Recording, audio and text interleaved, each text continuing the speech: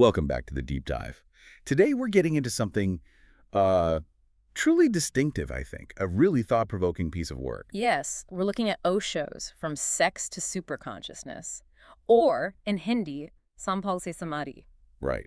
And our mission, really, for this deep dive is to explore how this book offers a fresh, maybe even, well, radical perspective. hmm Especially on how it connects Indian spirituality and Kama Shastra, the ancient science of pleasure and desire, two things you don't often see discussed together quite like this. Exactly. And the core premise, it goes much deeper than just, sexual relations, doesn't it? Oh, absolutely. It's really about how understanding and consciously engaging with sexual energy can actually become this potent pathway A pathway towards what, exactly? towards higher states, towards meditation, and even towards what's called samadhi, Samadhi, that state of, profound unity. beyond the ego. That's the idea. Heightened awareness, unity. So yeah, it's a pretty bold claim starting from, well, sex. Okay, let's definitely unpack that. What makes Osho's approach here so distinct? Well, a big part of it is his methodology, as laid out in the source.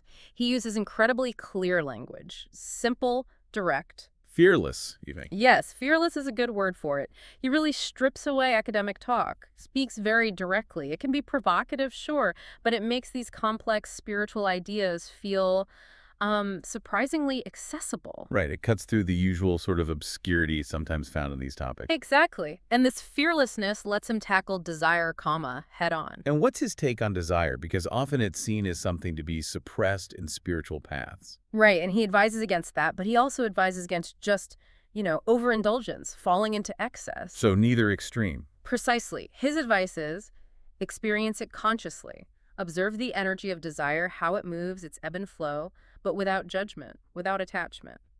So witnessing it rather than being controlled by it. Yeah, exactly that. He suggests that by truly witnessing this energy, instead of fighting it or just blindly following where it leads, you can actually transform it. Transform its raw force. Yes, it's like that raw energy can be alchemized, turned into something higher. It's about guiding the river, not just damming it up or letting it flood everywhere. Okay, so this conscious experience is the key. That's how the energy gets elevated to a spiritual level. That's what he posits, yes. And reading the book, it doesn't feel just like an intellectual exercise, How so? It feels more like, almost like a guru is right there, revealing hidden parts of life directly to you. A very intimate feeling then. Very. Less like reading abstract ideas, more like a direct transmission, like a guide pointing out landscapes inside yourself you hadn't noticed before. Helping you see these dimensions for yourself. Right. And because he's so direct, he can tackle these subjects society often labels as taboo or off limits. And in doing so, he reframes them. Completely. He takes something seen as mundane or even sinful and suggests it's a potential gateway, a pathway to transcendence. It really invites you, the reader, to look within yourself with fresh eyes. Unburdened eyes, perhaps? So exploring Osho's approach isn't just about understanding his philosophy intellectually. No, it's more about maybe gaining a new lens, a different way to view your own internal energies. Seeing the ordinary, or maybe the problematic, as a possible door to something extraordinary. Awareness. That's a great way to put it. Okay, so as we start to wrap up this particular deep dive, we keep coming back to this really central, quite powerful idea, don't we? Definitely.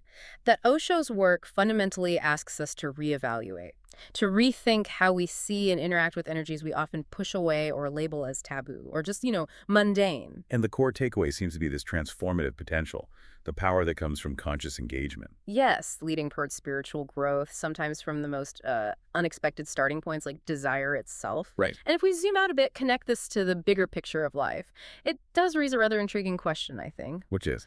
Well, what other aspects of our lives, what other energies or experiences that we tend to suppress or maybe overindulge in might also be pathways? Pathways to insight, to growth. Exactly. If we just approach them with that same kind of conscious awareness Osho talks about, it sort of broadens what we might even consider spiritual practice.